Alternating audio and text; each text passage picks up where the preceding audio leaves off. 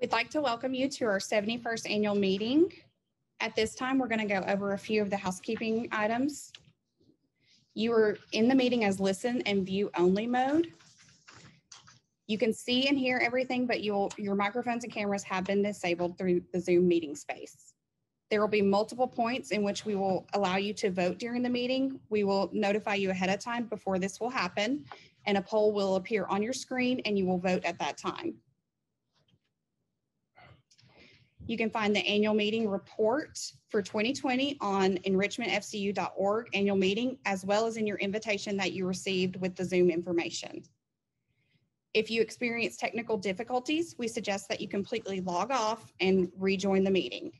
If you continue to experience technical difficulties, please contact Zoom support by visiting support.zoom.us, the link in the presentation. All materials for tonight's meeting will be posted on our website next week. And now I'm going to turn it over to our board chair, Rick Benson. Thank you, Kelly. Thank you very much. I'll now call the 71st annual meeting of Enrichment Federal Credit Union to order. I'd like to welcome all of you people that are attending via Zoom and those that are here with us to the 71st meeting. Ted Young is our board secretary. Mr. Young, do we have a quorum? We do have a quorum present, yes. Thank you, sir. I'd like to appoint Jim Normand of Joyce, Meredith, Flitcroft, and Norman as our parliamentarian.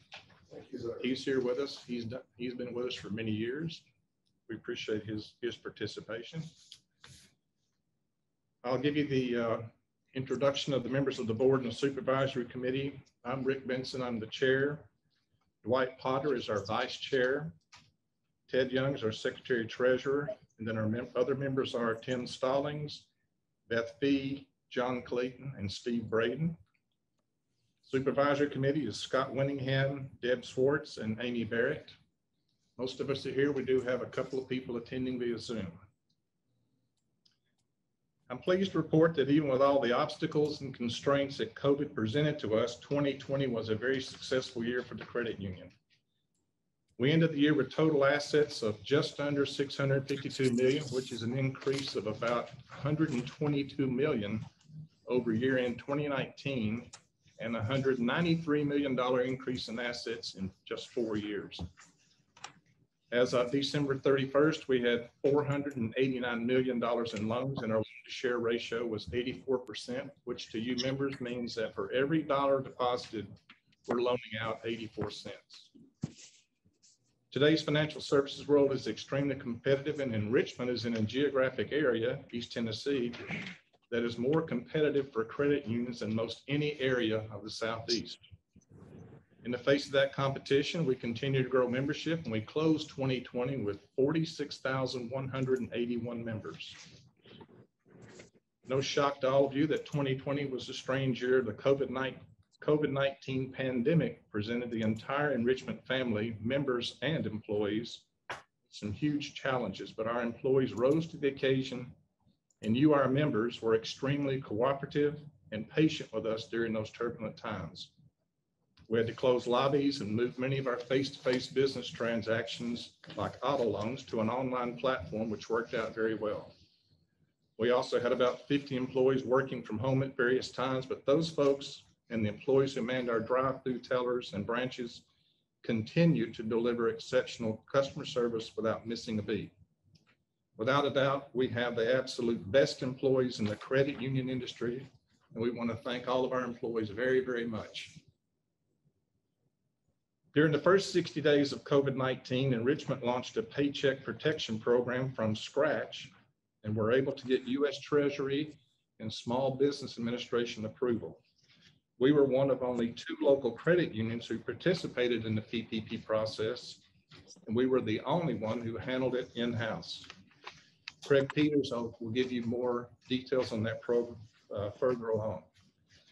I want to especially recognize our executive team: Craig Peters, Becky Woody, John Merritt, Jeremy Hodges, Mike Hayes, and Beth Chansey. These folks provided strong leadership and vision during the crazy year of 2020, and we all sincerely appreciate their efforts. They worked very, very hard. Craig will now say a few words, and following that, we'll have our audio-visual presentation that will highlight 2020 in more detail. Craig? Thank you, Rick. It is my pleasure to also welcome you to our 71st annual meeting. We did indeed have a successful year in 2020.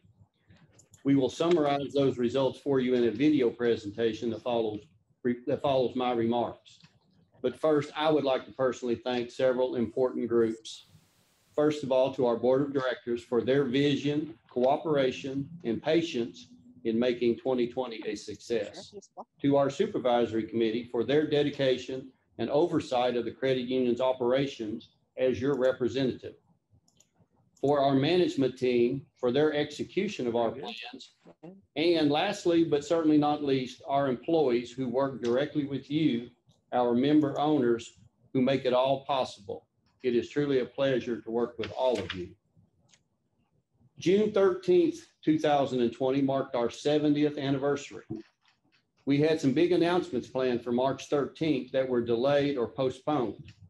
However, that same day, COVID-19 presented the nation with maybe the biggest economic crisis in 100 years. We were forced to shut down lobbies at all of our branches on March 21 and did not reopen them until May 18. Today, there are still financial institutions that have not reopened their branch lobbies. In the 2 months that our lobbies were closed, the pandemic changed the way people work, shop, socialize, and do their banking. Are these changes permanent? Probably, because the changes made for simpler, faster, and more efficient economic activity. We abandoned our 2020 strategic plans and implemented changes that pushed us years ahead. These changes included a remote workforce. We now have approximately 25% of our workforce working remotely. We even have one employee that lives in Florida. Just a year ago, we did not have any remote workers. New technologies. As Rick mentioned, Enrichment Federal Credit Union participated in the federal government's PPP loan program for small businesses and made over 400 PPP loans without ever meeting face-to-face with the borrower. We had never done anything like that before the pandemic. Now we think that we can do that with our auto and our mortgage borrowers too. Workforce redeployment. Before the pandemic, we were a bricks and mortar credit union with some digital presence. We now think we have been transformed into a digital credit union with a bricks and mortar presence. In mid-2020, our branch managers began a project to redeploy the credit union's workforce to better fit a virtual digital credit union model.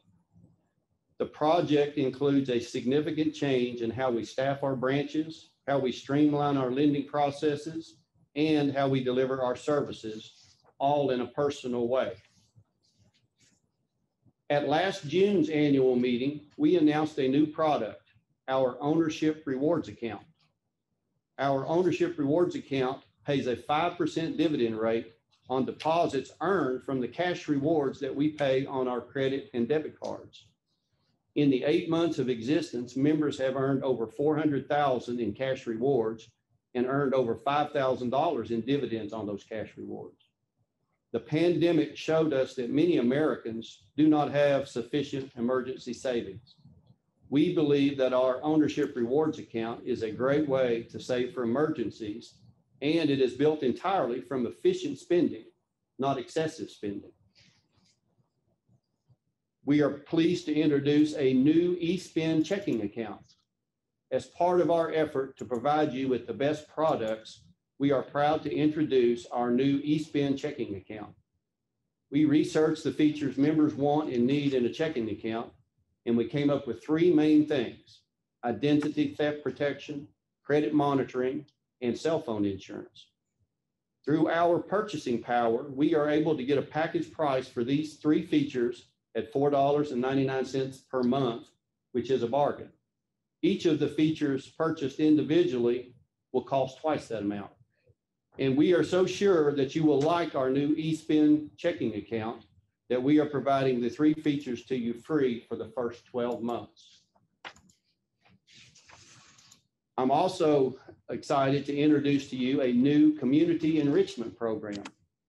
As part of our goal to support the communities in which we operate, we are providing you, member owners, an opportunity to vote for which charitable organizations receive the credit union's donations.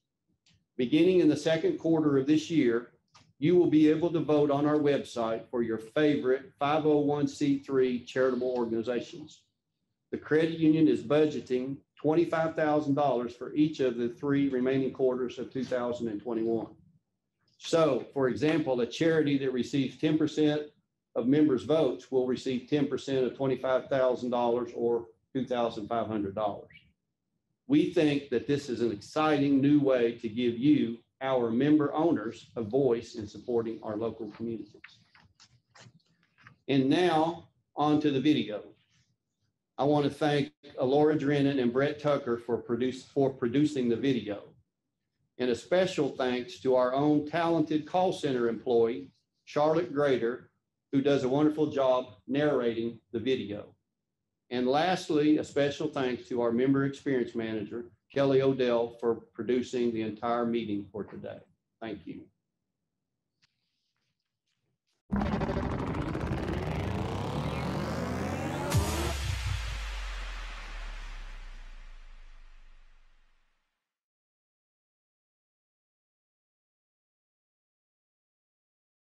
71 years ago, a small group of blue-collar workers in Oak Ridge, Tennessee, started a cooperative to pool their savings and loans.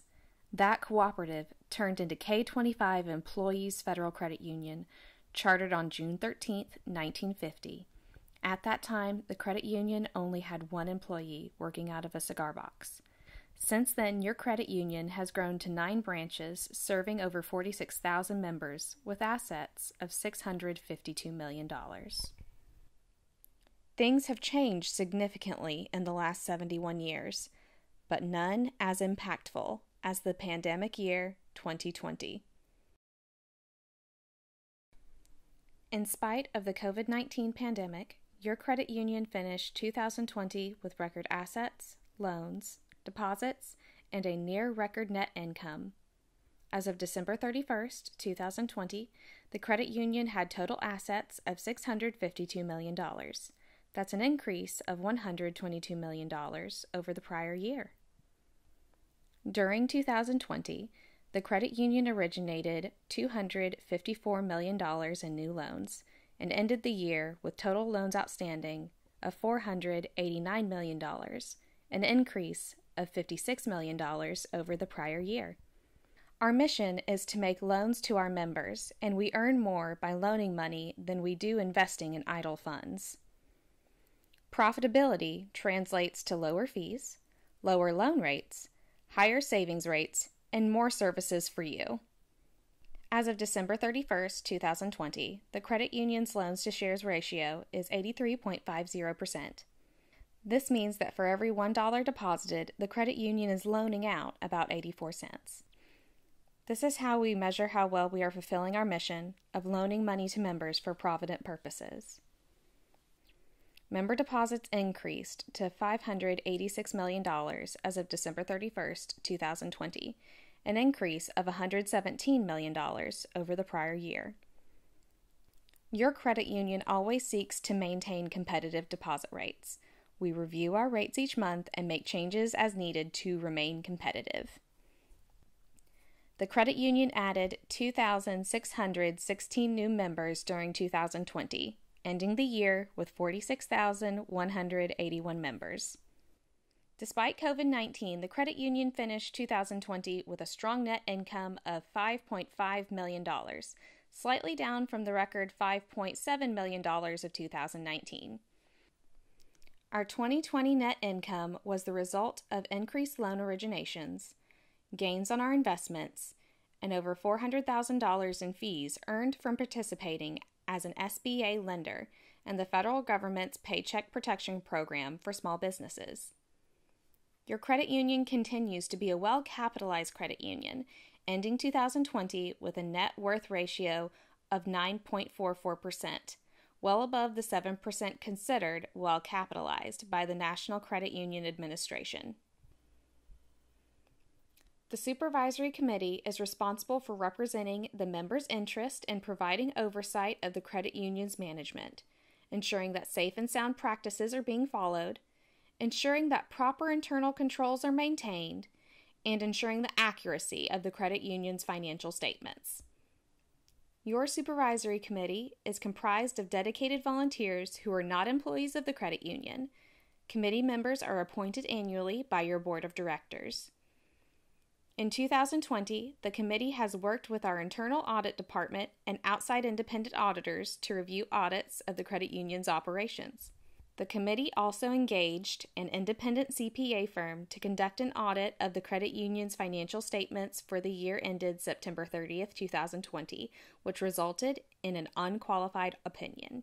The credit union is also examined annually by the National Credit Union Administration. The committee is responsible for meeting with the examiners and reporting the results to the Board of Directors and management. June 13th, 2020 marked the 70th anniversary of Enrichment Federal Credit Union. 5 years ago, the credit union embarked on a plan to update the credit union's infrastructure in order to deliver a seamless experience for members as they transact business with us 24 hours a day, 7 days a week, from anywhere in the world. At the same time, we have made many changes to our products and services to be more competitive and to offer products that are better suited to your financial needs in the 21st century. Looking back to last year's annual meeting, we introduced our new Ownership Rewards account.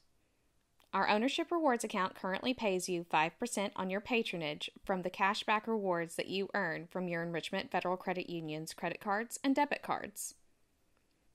At year-end 2020, members' Ownership Rewards account balances totaled almost $200,000.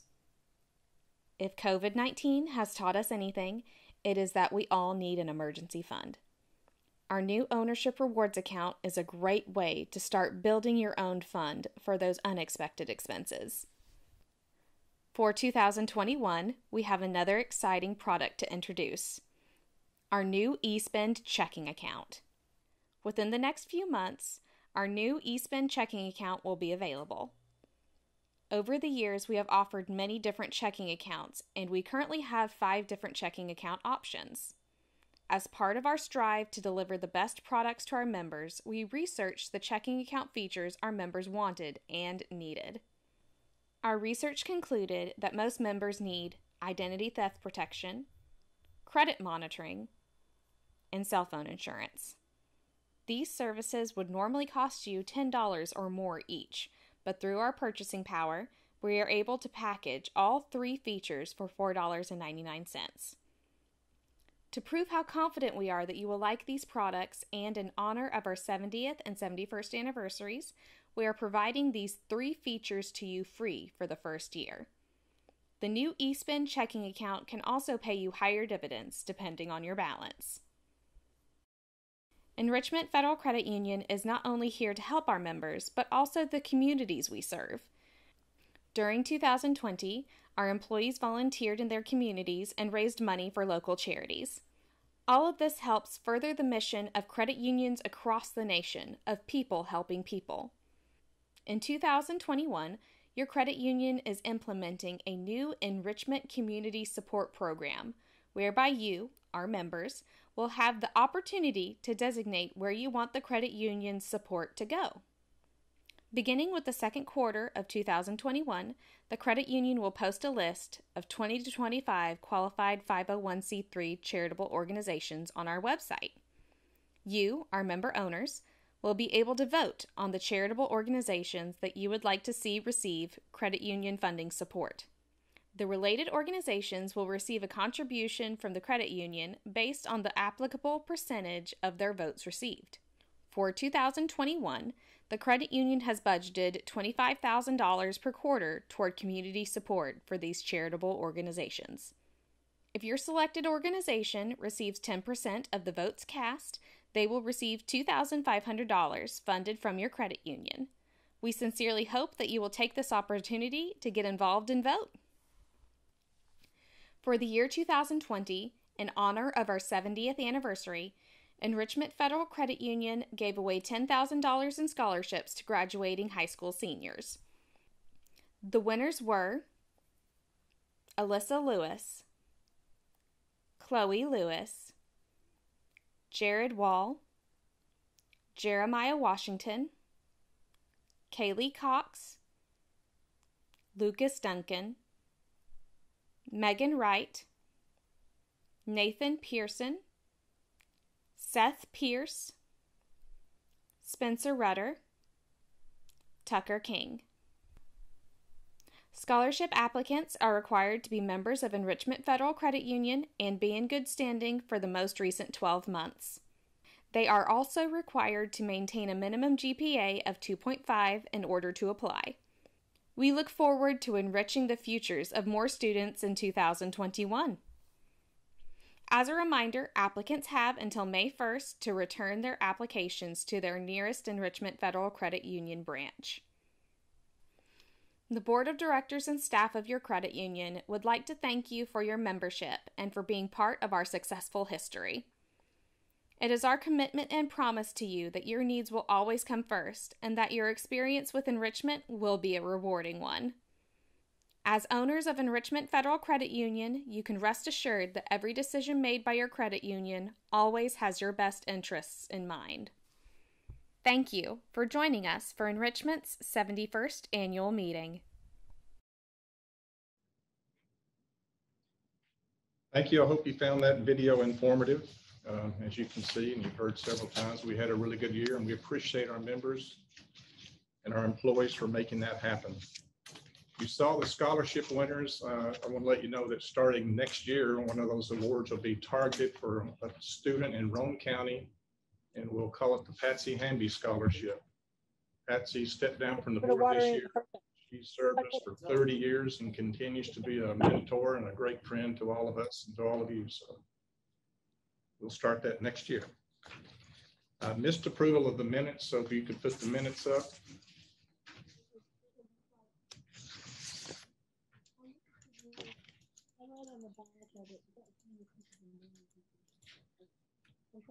They're in the annual report. All right.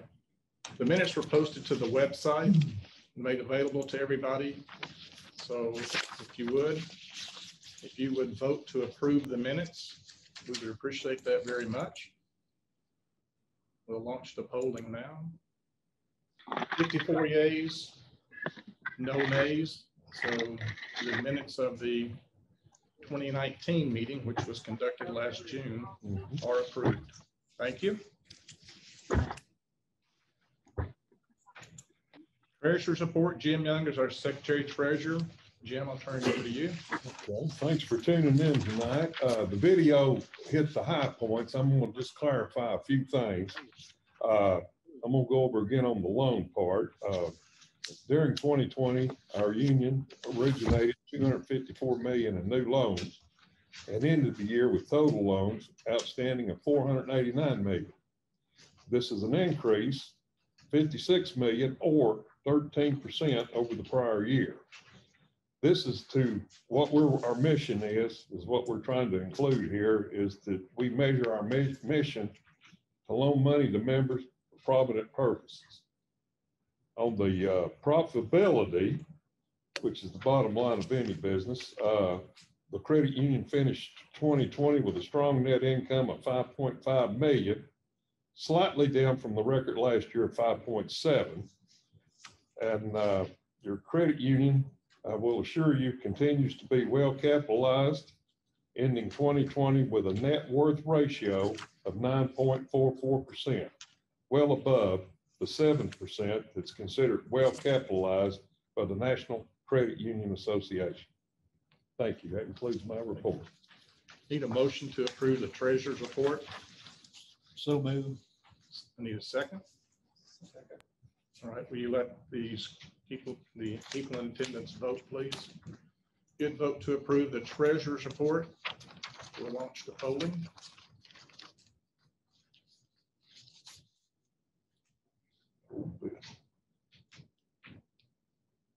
And the ayes have it, 60-0. So thank you. Treasurer's report has been approved. Supervisory committee reports. Scott Winningham is chair of the supervisory committee. Scott. I want to thank the credit union internal audit team as well as our two new supervisory committee members, Deb Schwartz and Amy Barrett. I reviewed the 2020 supervisory committee report, and the credit union fully carried out its policies and procedures in 2020. Members should have confidence in the safety, soundness, and security of the credit union. Thank you. Need a motion to approve the supervisory committee report? So moved. Need a second? Second. If the attendees would vote on the approval of the supervisory committee.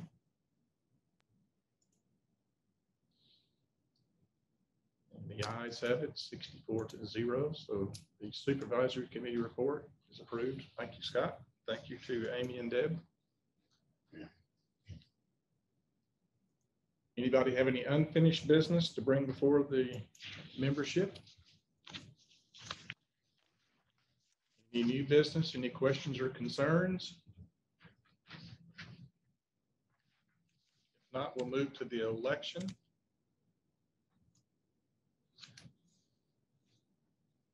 We have 3 directors' positions on the board whose terms are expiring. We'll fill those positions. The members of the nominating committee were Chairman Mickey Calpe, Dennis Pennington, and Ted Young. Ted is here with us and he will give their report. Ted?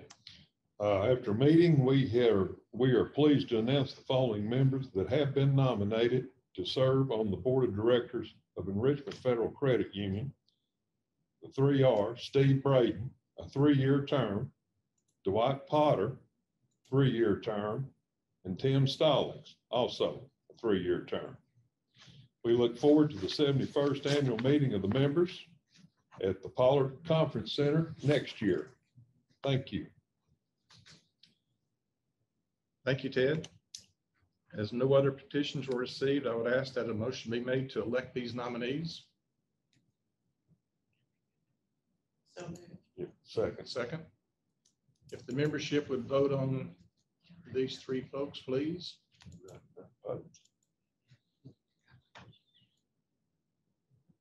Thank you. Those three people, Steve Braden, Tim Stallings, and Dwight Potter, are now elected to serve 3-year terms.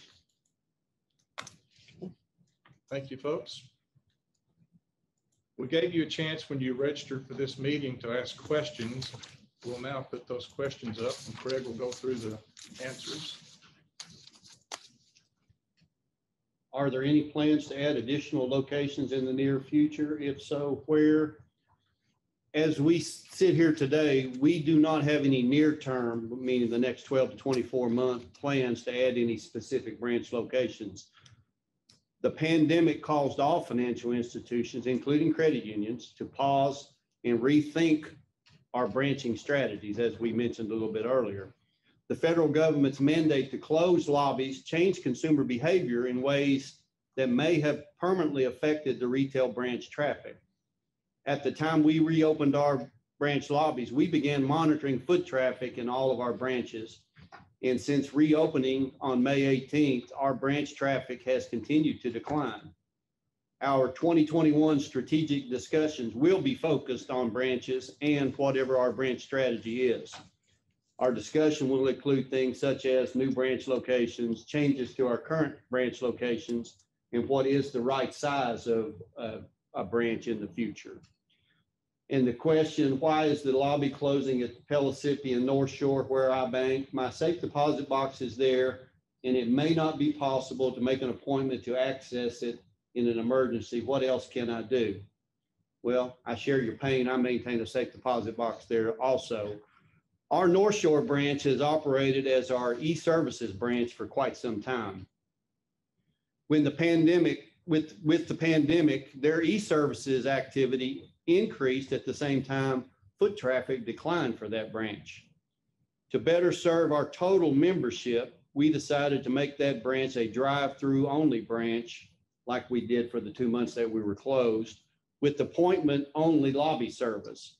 The branch's hours of service have not changed, so you can still come into your safety deposit box at the same times that you did as always in the past. So our hours didn't change, so you still can make appointments. There is a sign on the door also with a phone number that you can call whenever you come in.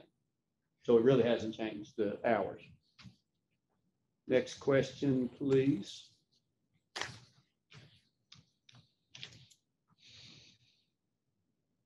Will a pay a person or pay someone mobile direct pay option similar to Venmo or PayPal be made available or included as an enrichment financial tool?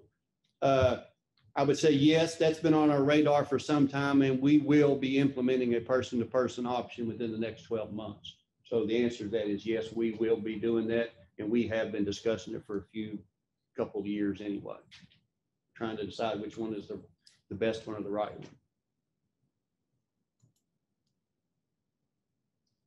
Is there a way you could allow the spouse of the account holder, the co-account holder, access to e-statements? Again, yes, we are looking at ways to share e-statement access only with more than one person. This might even include a joint owner, or a spouse, a family member, or what the new term is called, a trusted advisor. Likewise, the account holder can always share their private information with their spouse if they wanted to give them access. So the answer to that is yes, we are working on that as we speak. We've already started the wheels rolling on that. How does the credit union manage the mismatch between member deposits that are short-term and loans such as cars and mortgages that are longer term? Also, how is the low interest rates affecting profits? Next part of that question is, since the Federal Reserve has edged the prime rate, when will accounts earn a higher rate? These are related, and Tuesday before our board meeting, we had a meeting which we call ALCO, which is Asset Liability Management, which that's the crux of the whole question there. As we noted in our presentation, our deposits grew by 25% in 2020, and we may see something similar to that in 2021. No one forecast that our deposits would grow in the year of a pandemic, and we are uncertain as to how long these funds will stay with us on deposit.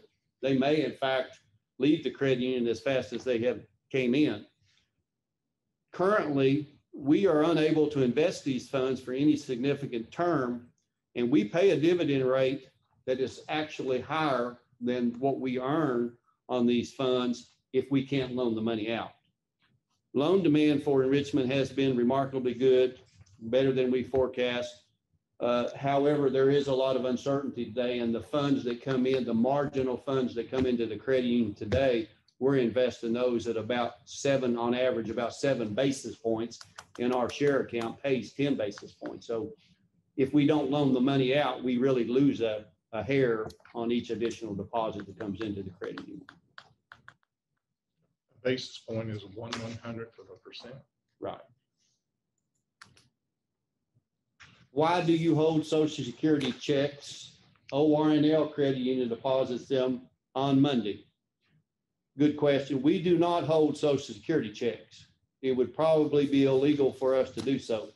The Social Security Administration and all business organizations using the automated clearinghouse network called the ACH network are required to send a notification to the financial institution that certain transactions like Social Security will be coming in the next 2 to 3 days.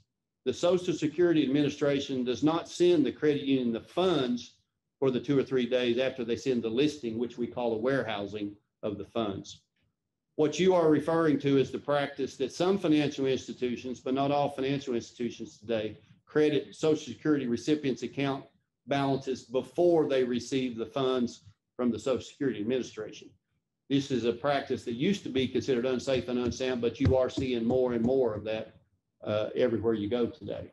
As a result of this question, though, we have decided on holidays that fall on a Monday that we will start posting what's in our ACH warehouse on Friday so that those people are not delayed until the Tuesday. Their employer or Social Security Administration, they could date it for Tuesday, but we will be posting those on a 3-day weekend, a holiday. Good move. Thank you, Craig. We appreciate the questions. Those were all good questions. They were good questions. Now for what a lot of us are really anxious about are door prizes.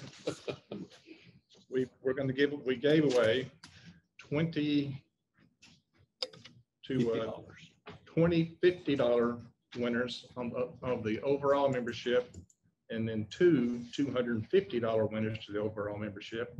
And then we're going to draw from those of you that registered. We'll give away 10 $100 winners and one for $500. So I'll turn that over to Kelly and Alora. First off, we want to let you all know that anyone who registered for the annual meeting will be receiving a pop socket along with an attachment, so you can use it in your vehicle so you can be hands-free, because Tennessee is a hands-free state. You will just need to stop by your local branch next week to pick that up. And then we also had giveaways for our Kids Saving Club, and we chose 10 individuals to win $25. This was pre-selected before the meeting. And congratulations to the 10 individuals on the screen. They each will have $25 deposited into their account on Monday. And then we had one grand prize winner for the Kids Savings Club to win $250. And congratulations to Wyatt Smith, who won $250.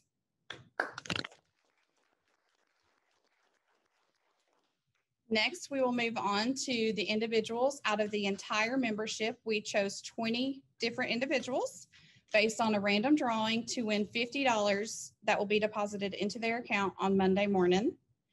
On your screen, you will see a list of the names of individuals who were selected. Congratulations to each one of you.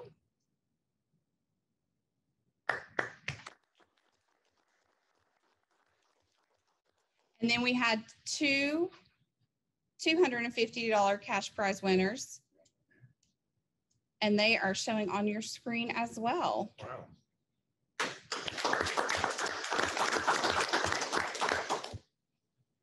Now, on to the portion of the meeting that you've all been waiting for. You registered for a reason. You want to get in on the cash prize money.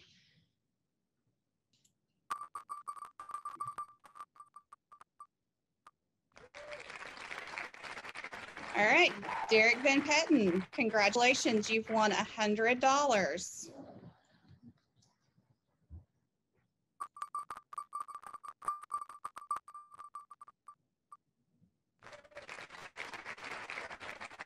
Skylar Cook, congratulations, you've won $100.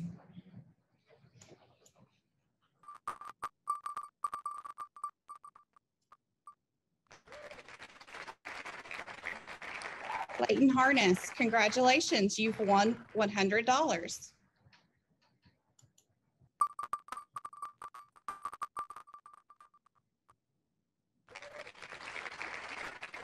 Trinity Cox, you have won $100.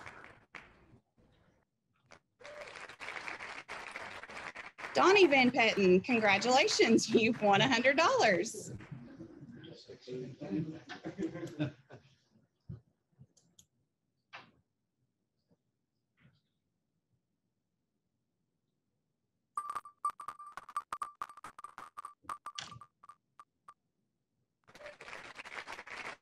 Miranda Ingram, congratulations, you've won $100.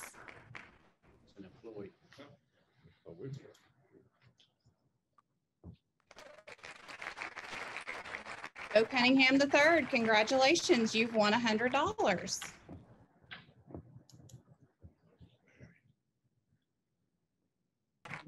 Philip, you've won $100. Congratulations.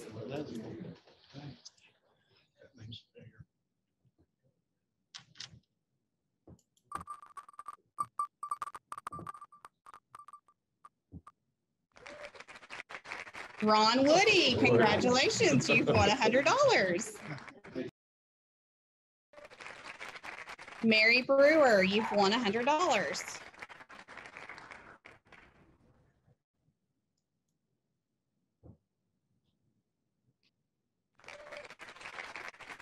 Alexis Risner, you've won $100.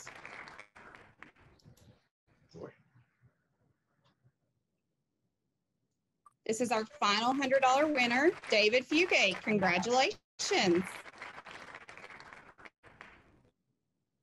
Now we're going to spin for our $500 winner, Ryan Walton. Congratulations, you've won $500.